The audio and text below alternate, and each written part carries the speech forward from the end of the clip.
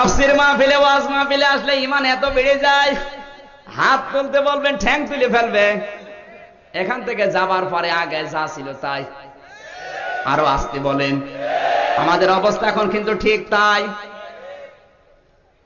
তাছাড়া রাসূলের আদর্শ বাদ দিয়ে আপনি অন্য আদর্শ নিয়ে লাফান আন্দোলন করেন, আপনি মানুষের ভেতরে কি মনুষ্যত্ব সব লোপ পেয়ে গেছে? পল্টনের ময়দানে নেতা বসে বসে চিল্লাচ্ছে নারী পুরুষের সমান অধিকার দিতে হবে। সমান অধিকার কি? আর ঘরে মেয়েরা থাকবে না, কাঁধে কাঁধ মিলিয়ে, হাতে হাত মিলিয়ে, বুকে বুক মিলিয়ে কাজ করবে। বক্তব্য দিয়ে হাঁপিয়ে গেছে, বাড়িতে এসে ডাক দিয়েছে স্ত্রী, কোনো চিন্তা নেই, এখন থেকে তোমরা আর ঘরের ভেতরে থাকা লাগবে না। বলে কেন, কি হয়েছে? সমান অধিকারের আন্দোলন করে আসলাম। আমরা যেমন বাইরে স্লোগান দেই তোমরাও দেবে। স্ত্রী ছিল বুদ্ধিমতী, ডাক দিয়ে বলে স্বামী তোমারে আজকে আমি খেল দেখাবো। তুমি আল্লাহর রাসূলের বিরুদ্ধে অবস্থান নিয়েছো। কোরআনে আয়াত দিয়েছেন আল্লাহর রিজালু কাওয়ামুনা আলান নিসা, 34 নাম্বার আয়াত সূরা নিসা 5 নাম্বার পারা 2 নাম্বার পৃষ্ঠা 10 নাম্বার লাইনে আছে, প্রথম অংশে পাবেন। এই পৃথিবীতে যত পুরুষদেরকে আমি মহিলাদের তত্ত্বাবধায়ক বানিয়েছি, গাইডলাইন দাতা বানিয়েছি, অভিভাবক বানিয়েছি। এ কথা কার? কিন্তু এই আয়াত যারা পাল্টিয়ে সমান অধিকার করে দিতে চায় ওরা আল্লাহর চাইতে বেশি বোঝে। স্ত্রী বলছে তোমার আমি খেল দেখাবো, দাঁড়াও। খাবার দিয়েছে বেশি বেশি, যখন খাবার খেয়েছে পেটের ভেতরে একটু ব্যথা অনুভব হয়, চিন্তা করে কি করে ডাক্তারের কাছে গেছে। ডাক্তার বলে না, আপনার পেটের যে ব্যথা একবারে আমি ঔষধ দেব না, পরীক্ষা করা লাগবে। আপনি এক কাজ করেন, সকালবেলা বাসি প্রসাব নিয়ে আসবেন। প্রসাব করে রেখে দিয়েছে। ওর স্ত্রী ঘর ঝাড়ু দিতে গিয়ে ছাতা গেছে পড়ে। চিন্তা করছে আমার স্বামী আমার এমনিই মারে, আজকে তো প্রসাব পড়ে গেছে, মেরেই ফেলবে। ভয়ের চোটে তাড়াতাড়ি নিয়ে প্রসাব করে বোতলে রেখে দিয়েছে। নেতা মনে করছে এটা আমারই, নিয়ে গেছে ডাক্তারের কাছে। ডাক্তার পরীক্ষা করার পরে রিপোর্টের দিকে একবার তাকায়, একবার ওর মুখের দিকে তাকায়। নেতা ডাক দিয়ে বলে ডাক্তার সাহেব রোগ কি খুব কঠিন? ডাক্তার বলছে রোগ কঠিন কিনা আমি জানি না, কিন্তু এই জীবনে আমার প্রথম রোগী। কেন, কি রোগ ধরা পড়েছে বলেন? আমার কিন্তু ভয় করছে।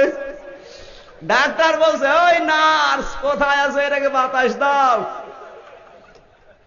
নেতা তো ভয় লেগে গেছে, না জানি কোন রোগ ধরা পড়েছে।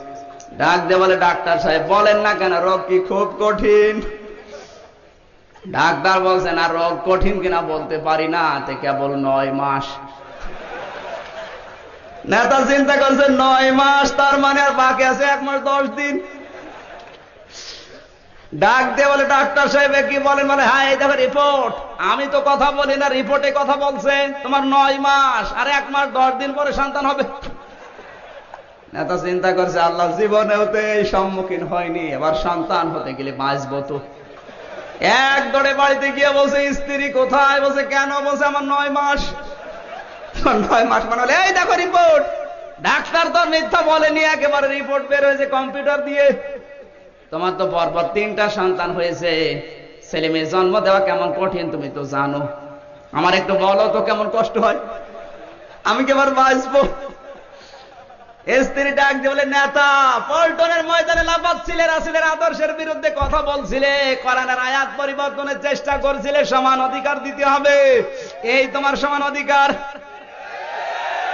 ও 9 মাস তোমার না, ও 9 মাস আমার। ও প্রসাব তো তোমারটা পড়ে গেছে, আমারটা ওইটা।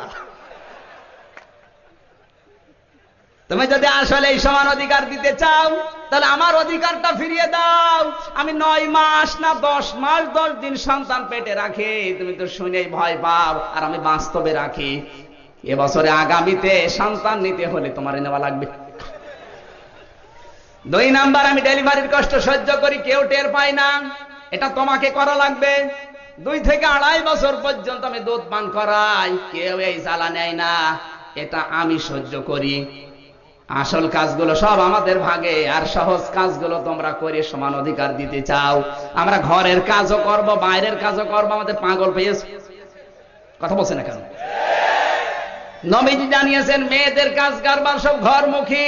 যে মেয়েরা ঘরের পরিবেশে যত বেশি সময় কাটাবে তাদের বুদ্ধি বিচক্ষণতা তত বেশি আল্লাহ বাড়িয়ে দেবে। আর পুরুষের কাজ সব ঘরের বাইরে, এজন্য পরিবেশ ঘরের বাইরে যত পুরুষেরা সময় কাটাবে তাদের বুদ্ধি বিচক্ষণতা মেধা আল্লাহ তত বাড়িয়ে দেবে। আমাদের সিস্টেম পাল্টে গেছে, আমরা এখন ঘরে, ওরা এখন বাইরে। আমাদের বুদ্ধি লোপ পাচ্ছে, ওদের বুদ্ধি তো নেই। কথা আমি বোঝাতে পারিনি। সুতরাং সব আদর্শ বাদ দেওয়া লাগবে। এই মুহূর্তে আপনি যদি সিদ্ধান্ত নিতে পারেন মাথার চুল থেকে শুরু করে আন্তর্জাতিক জীবন পর্যন্ত যা করা লাগে নবীকে দেখে করব, কোন পীরকে দেখে না, কোন নেতাকে দেখে না, আপনার জীবনের সব অপরাধ এই মুহূর্তে আল্লাহ মাফ করে দেবে। কারণ এই গ্যারান্টি কার? আমার নেতা, তোমার নেতা। লিল্লাহি তাকবীর।